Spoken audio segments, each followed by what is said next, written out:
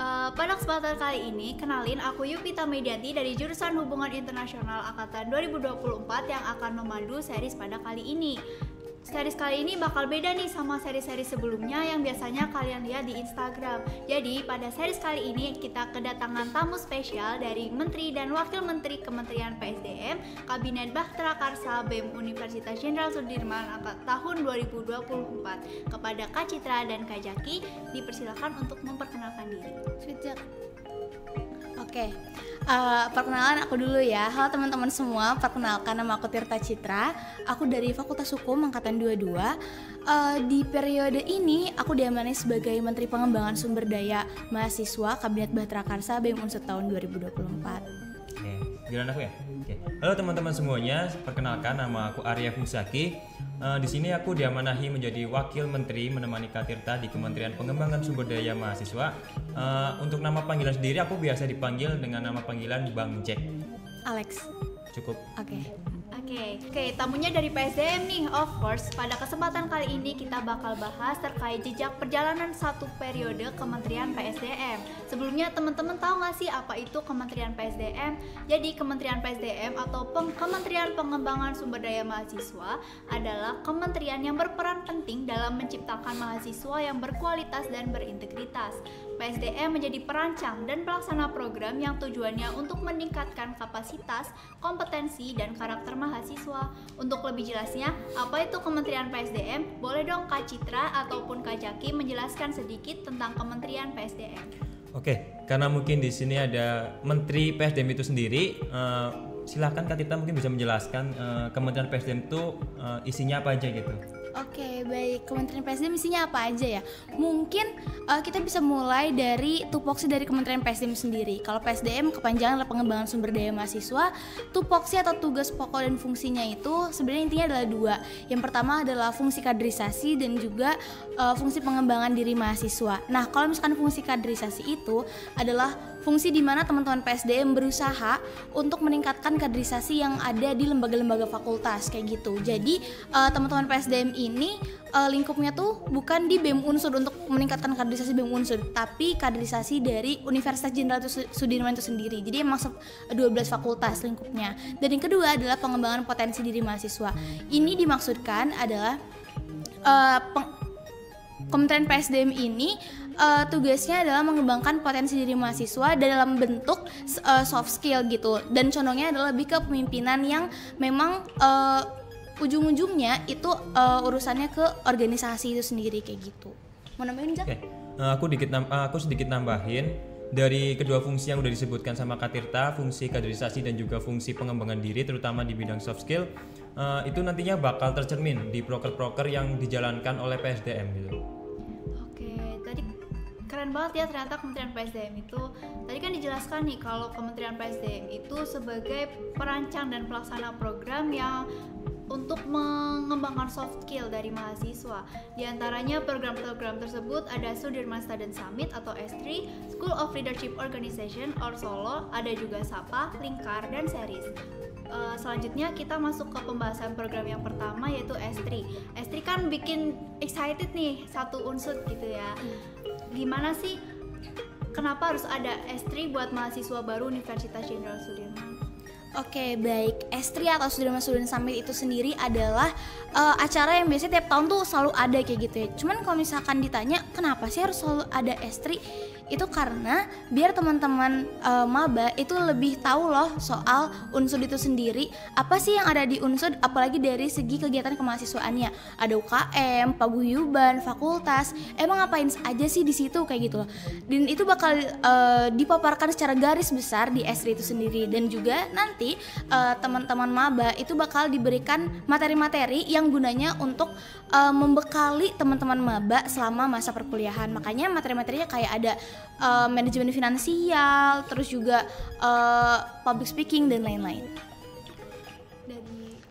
Jadi bisa dikatakan tuh kalau S3 sebagai gerbang awal, gerbang utama bagi mahasiswa baru yang sebelumnya tuh dari anak-anak SMA atau SMK gitu, mereka masih belum mengenal unsur tuh seperti apa sih, unsur tuh gimana sih, isinya apa aja gitu. Jadi dari PSDM ini ngadain proker Sudirman Student Summit itu sebagai apa ya, pengenalan gitu, pengenalan kepada mahasiswa baru terkait unsur itu sendiri gitu. Oke, Oke, buat waktu pelaksanaannya sendiri nih, Estri itu dilaksanakan selama berapa lama? Kalau Estri sendiri dilaksanakan dari tanggal 12 sampai 13 Agustus kemarin, teman-teman. Jadi kalau buat tanggal 11 itu teman-teman Estri membantu gladi sidang senat. Cuman kalau hajat atau acara Estri sendiri itu ada di tanggal 12 dan 13 Agustus. Oke, di 12 dan 13 Agustus itu kegiatannya ngapain aja sih Kak buat para maba?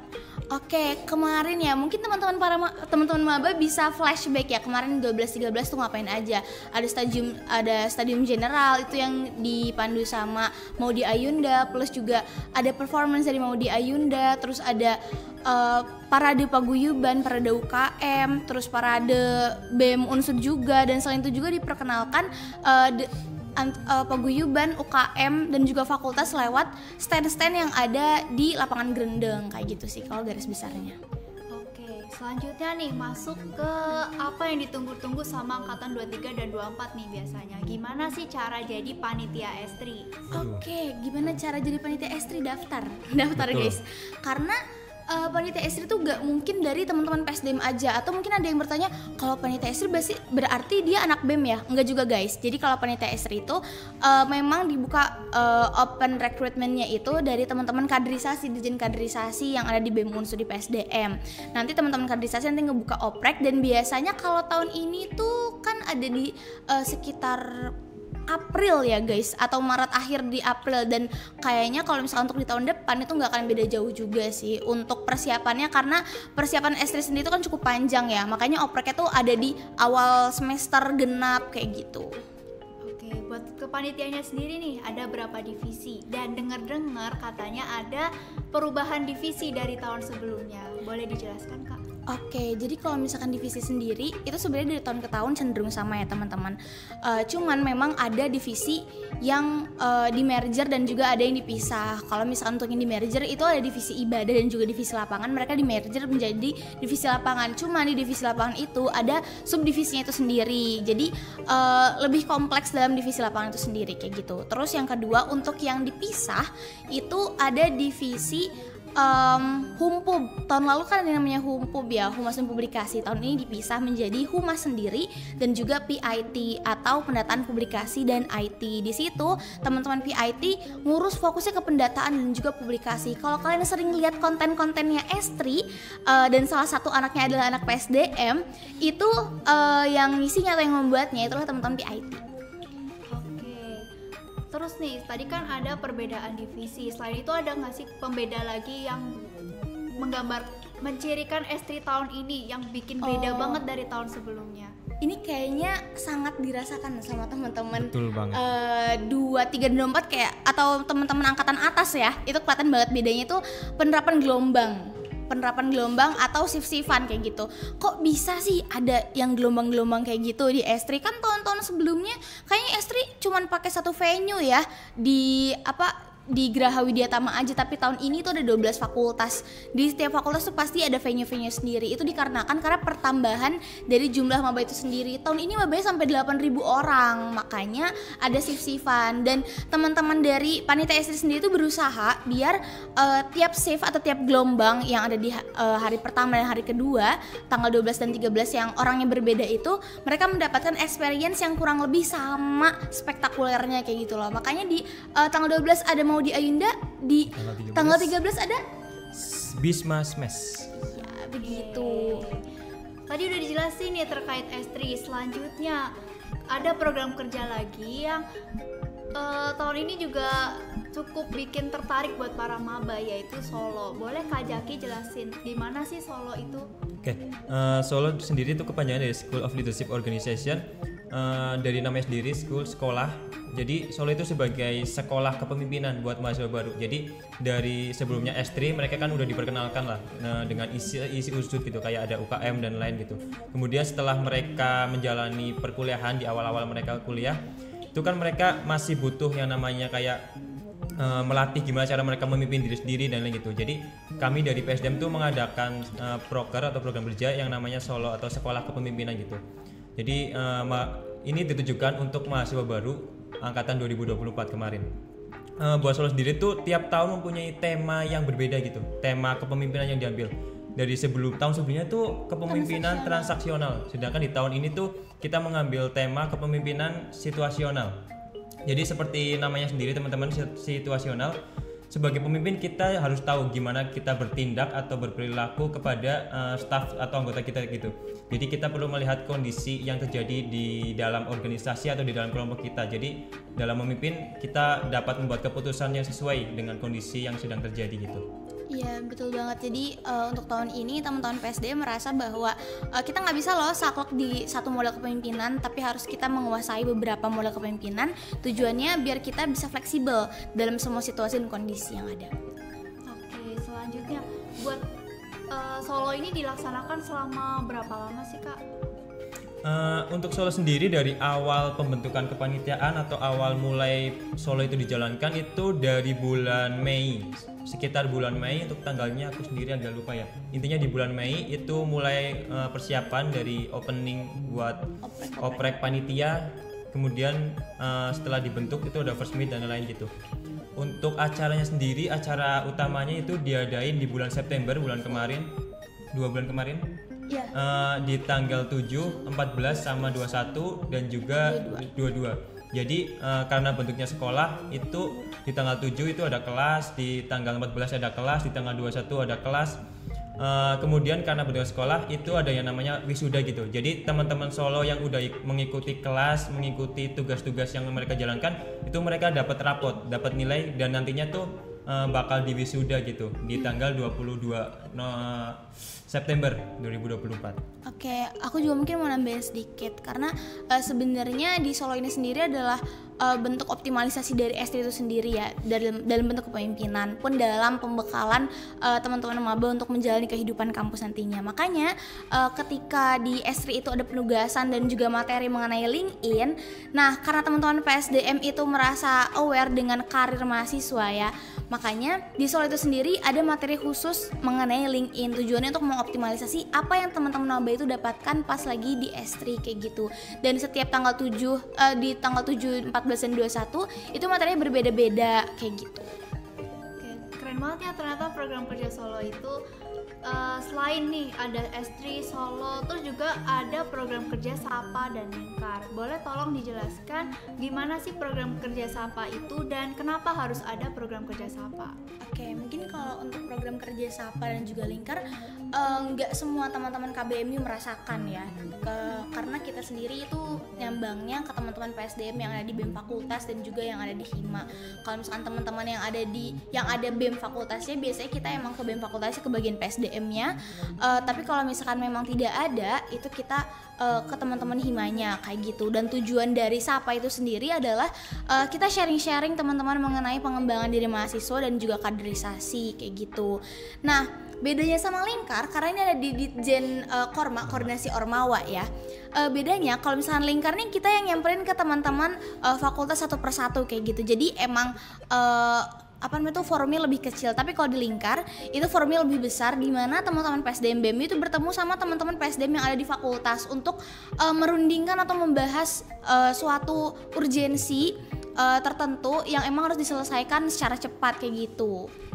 Oke, buat Lingkar itu berarti diadakannya ada jadwalnya atau berdasarkan kalau ada urgensi atau gitu. Nah, mau jawab? Oke. Kalau Lingkar sendiri tuh beda dengan Sapa ya, seperti yang dibilang sama Kak Tirta. Jadi Lingkar tuh nggak ada jadwal pastinya gitu. Lingkar dilaksanakan ketika memang ada pembahasan atau urgensi tertentu yang mengharuskan dari PSDM di tiap hima ataupun tiap fakultas itu berunding atau berdiskusi membahas hal tersebut bersama-sama, dan kita tuh dikumpulkan dalam satu forum yang sama gitu. Jadi emang tidak ada jadwal pastinya. Contohnya sih sebenarnya ke Lingkar pendataan maba ya, karena biasanya dari teman-teman PSDM BEMU itu membuka link G-Form untuk pendataan maba itu sendiri, nanti disebarkan ke teman-teman fakultas, dan teman-teman fakultas memang diharapkan mengetahui hal itu dan juga mengerti, makanya ada di satu forum yang sama. Atau mungkin teman-teman kalau ingat soal tentang isu UKT kemarin, itu juga kita melaksanakan Lingkar gabungan bareng sama Adikesma juga untuk membahas mengenai isu UKT kayak gitu. Oke, Sapa, Lingkar, S3, Solo. Udah ada 3 program kerja dari PSDM yang semuanya menarik banget ya pastinya. Nah, sekarang ada program kerja terakhir yang podcast ini tuh juga termasuk ke program kerja itu. Namanya series. Boleh tolong dijelasin Kak, gimana sih series itu? Apa sih series yang sering seliweran di beranda Instagram? Program ini tuh buat apa? Oke, aku izin menjelaskan ya Kak Tirta buat series itu sendiri. Jadi series singkatan dari sekilas redaksi, informasi pengembangan dan juga kaderisasi gitu. Jadi seperti yang dibilang Kak Tirta pada awal-awal tadi tuh, kalau fungsi dari PSDM sendiri tuh ada yang namanya pengembangan soft skill gitu. Jadi series ini menjadi apa ya, implementasi dari fungsi tersebut gitu. Di series sendiri kita kayak apa ya, melakukan edukasi seputar soft skill itu kayak kepemimpinan, public speaking dan lain. Itu dalam bentuk apa ya, media digital gitu, konten-konten digital kayak misalkan ada reels, video TikTok gitu, terus Spotify dan juga yang lagi kita laksanain gitu, podcast ini sendiri. Terus buat series nih, progresnya udah sampai episode berapa dan dari berapa yang udah terlaksana?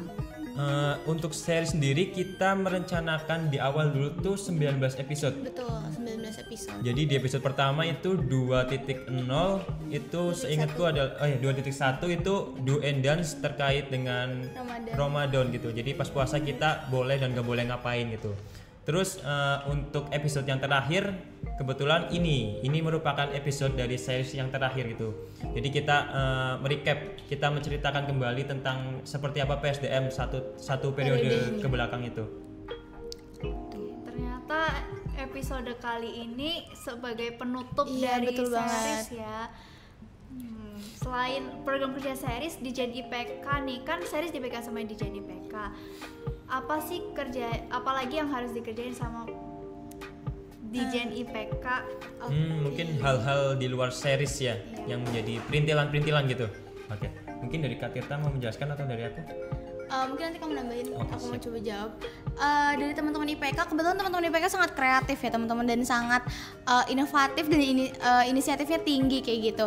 Jadi selain untuk program kerja yang struktural ini, teman-teman IPK juga mengelola feeds dari ceritanya PSDM atau Instagramnya PSDM kayak gitu. Teman-teman IPK juga mereka bikin konten yang namanya kata waras. Kata waras itu adalah kata-kata kata-kata motivasi yang disampaikan sama satu persatu staff yang ada di PSDM kayak gitu. Dan itu biasanya memang diupload juga di feeds PSDM kayak gitu. Nambahin Cak? Oke, jadi kata waras itu sebagai bahan bakar kita buat tetap waras sampai akhir periode gitu. Betul. Kebetulan kita emang udah rada stres, jadi buat motivasi gitulah. Setiap satu orang tuh ngasih kata-kata motivasi buat staff-staff yang lain gitu. Oke, ternyata waktunya udah habis nih buat series 2.19. sedih sekali. Walah, Ci? lanjut. Oke, terima kasih buat Kak Citra dan Kak Jaki atas penjelasannya buat program-program dari PSDM. Ternyata program-program PSDM itu sangat menarik dan berguna banget nih buat para maba, buat mahasiswa di Unsur. Dari saya mengucapkan terima kasih kepada teman-teman semua yang udah menonton series ini, dan semoga series ini bisa sesuai tujuannya bisa menginformasikan kepada teman-teman gimana sih Kementerian PSDM itu. Terima kasih. Dadah. Bye. Iris pamit dulu ya. Bye-bye. Dadah. See you di periode depan ya.